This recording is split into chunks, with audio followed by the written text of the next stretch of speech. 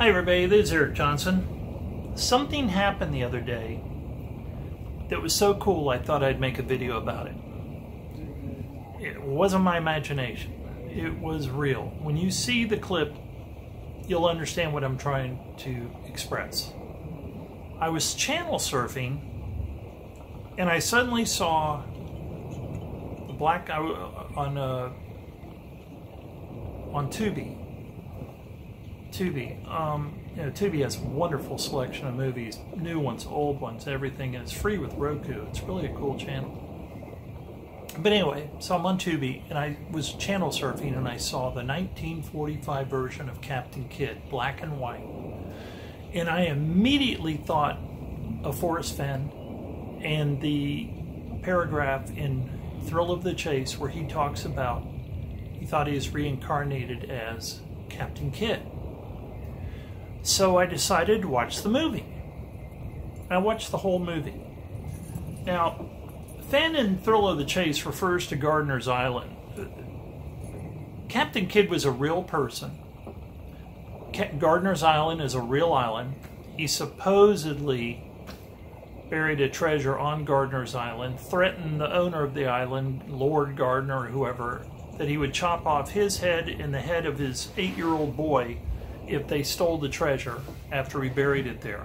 But then, of course, later, Kidd went on to be captured by the Crown and accused of being a pirate. He had started out, I believe he started out as a privateer. He was supposed to only go after ships that were not English, and I think he went after English ships, and so I'm pretty sure that's the true story. And then they got him and said, you can't be taking down our own ships.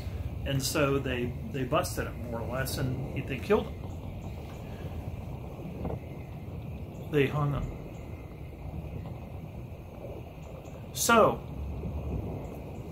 I decided that I would watch this movie. Now, this movie does not deal with Gardner's Island. It's not really the story of Captain Kidd's whole life. It's part of his life, and it deals with it's a drama, and it has to do with a particular chapter in Captain Kidd's life.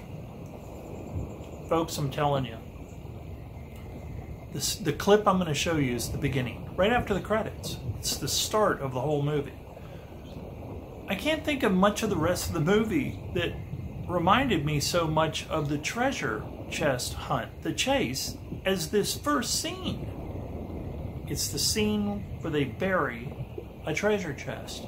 You are going to see in this first scene them allude to...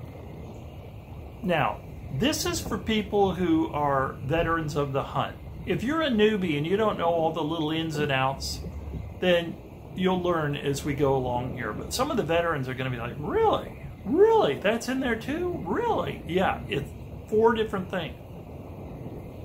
4 different things are in there that I thought were quite amazing.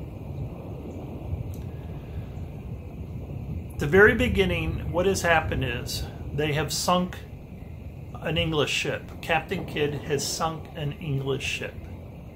And they have taken the treasure off of the ship, and they are going to bury the treasure in a cave. We, of course, have been told that the treasure chest is not buried in the cave.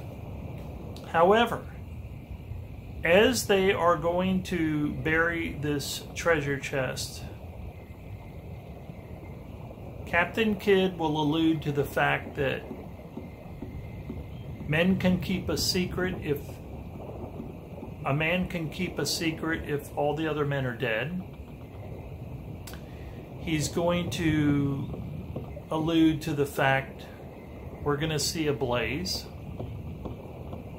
We're going to see Captain Kidd actually drawing the blaze.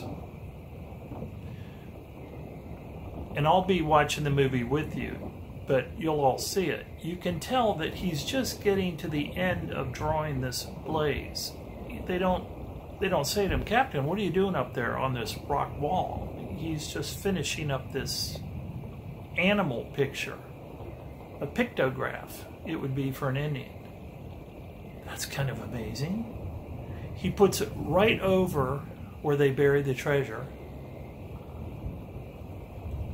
Then he kills a man who they bury with the treasure next to the treasure chest. It's all in the first scene.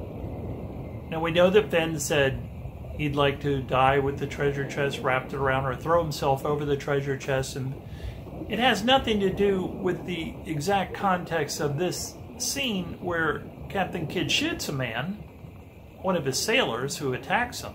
But still, the very fact that we're sitting there watching a man be dumped in next to the treasure chest when they're covering it up, I was like, wow, this is it's really interesting. I mean, we got a guy buried with a treasure chest. We've got a blaze right above him. We've got the, you know, the thing about you. I think Fenn's. Well, I'll read it. It's really something. Fenn says in The Thrill of the Chase, at the very end, he says, "There are other subtle clues sprinkled in the stories. It is vital that nobody share my knowledge about the location of the treasure. 2 people can keep a secret if one of them is dead." That's not exactly the quote from Kidd in the movie, but it's close. It's close enough that I immediately thought of it. "I dreamed the other night that I had been reincarnated as Captain Kidd and went to Gardiner's Island looking for the treasure. It scared me so badly I was jarred awake, and I don't remember whether I found it or not." As I said, Gardiner's Island is not in this movie. It doesn't go that far into his life. But you're going to have 4 different things. You're going to have him talking about a secret can be kept if men are dead.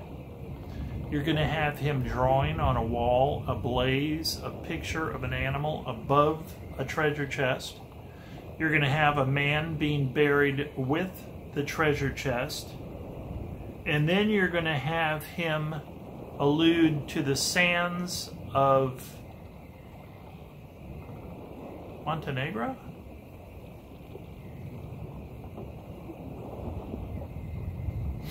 And you say, well, what does that have to do with? It has to do with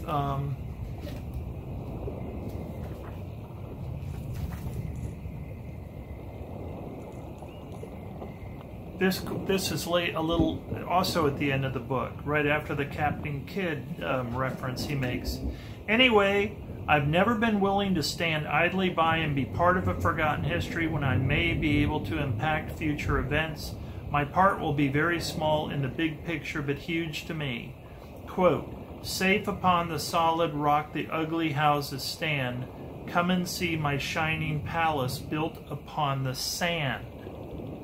Those words from Millay's poem tell my story best, and that's where I'm most comfortable.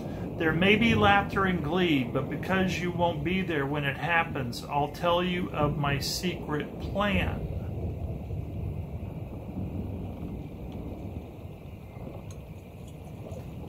Those words from Millay's poem tell my story best, and that's where I'm most comfortable. There may be laughter and glee, but because you won't be there when it happens, I'll tell you of my secret plan. Oh, and then he goes on to talk about making his bells and his jars that he buries deep into the dirt, like supposedly below metal detectors, and that he hopes people will turn up later in life. I mean, not later on in history even. But anyway, folks, we'll sit and watch this clip. I think you're going to find it very interesting. You may just say, you know, Eric, okay, I mean, it may just tell us that this was the world that Fenn grew up in. You know, going to see, he would have been 15 when this movie came out. We know he likes the movies. We know he said he didn't want his daughters to grow up not knowing what Hollywood was like, and people like Clark Gable, who he was, even though we're pretty sure his daughters would have known who Clark Gable was, but because they would have surely seen within their lifetime Gone with the Wind. And, I mean, I'd be surprised they hadn't. They would have been in his 30s when he supposedly found out they didn't know who Clark Gable was. A lot of people I've talked about with that think that's a stretch. But anyway, it lets us know that Forrest Fenn really liked Hollywood, and he liked the movies, and he likes imagination. So we're going to watch this clip.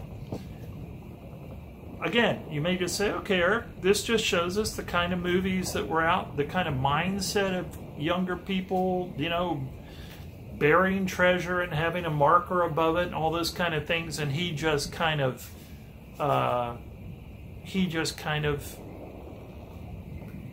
replicated that. Okay, that's cool. If nothing else, it just gives us an insight into what life was like for Fenn and maybe the way he thought. Someone just commented recently on my YouTube page and said, knowing how he thinks about things is all important. Well, a lot of things that he was thinking about happened when he was a kid, and he's a teenager, when he's a young man. So I agree with that guy.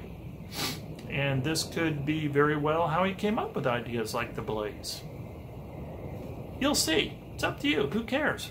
It's free, right? Everyone have fun. We're going to watch the clip now and enjoy.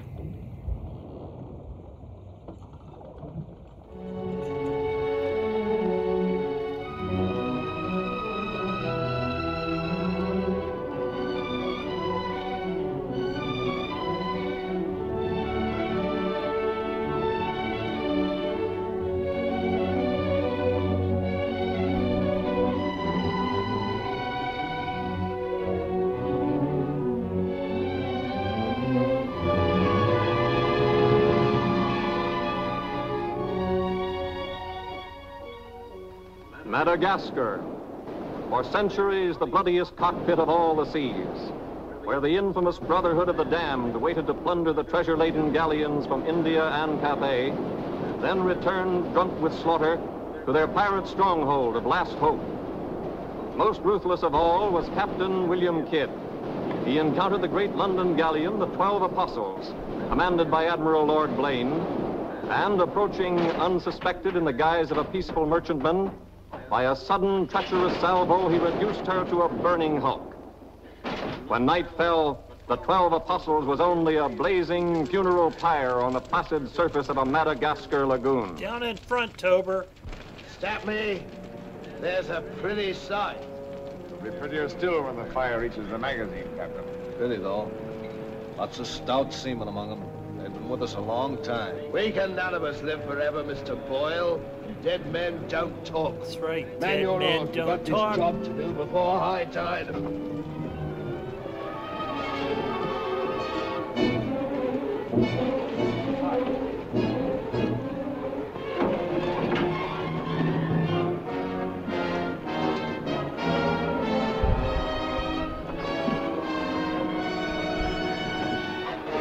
I don't know if this is on an island or mainland. It's hard to tell.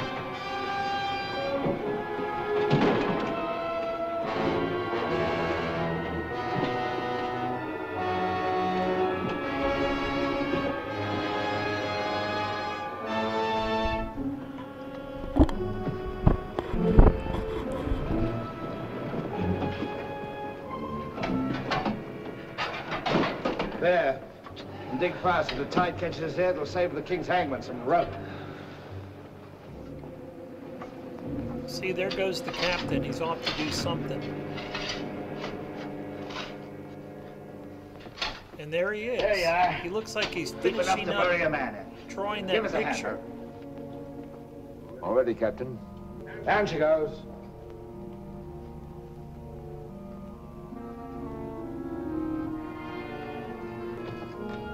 What are you waiting for?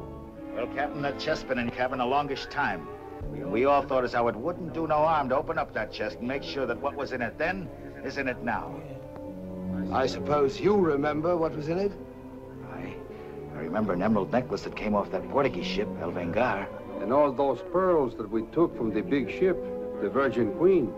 I remember a diamond medallion we got from that Moorish galleon off Madagascar.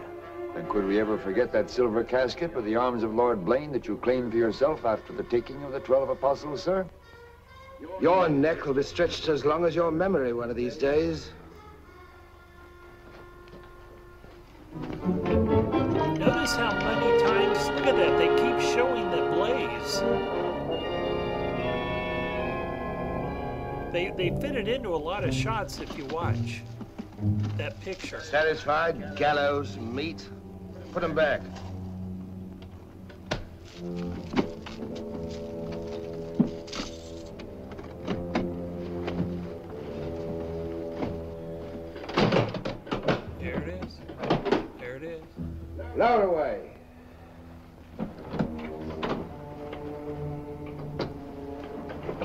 don't even know what that is. It's like a dog or a coyote or a... I don't know what it is.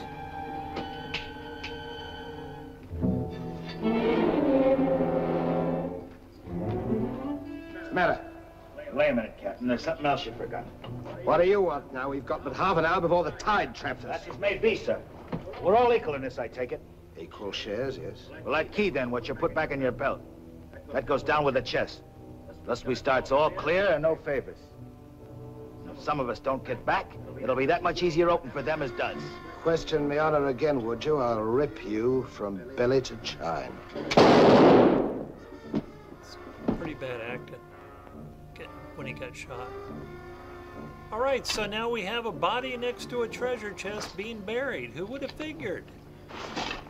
There he is. Lots of coincidence.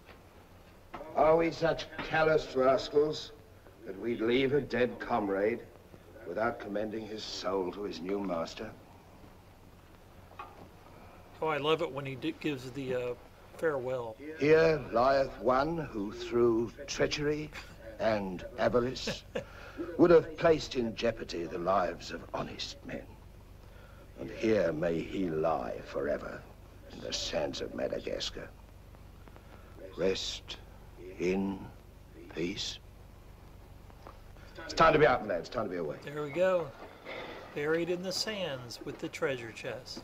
That's all I got for you, folks. Have a good one. Hope you enjoyed it. Food for thought anyway, if nothing else.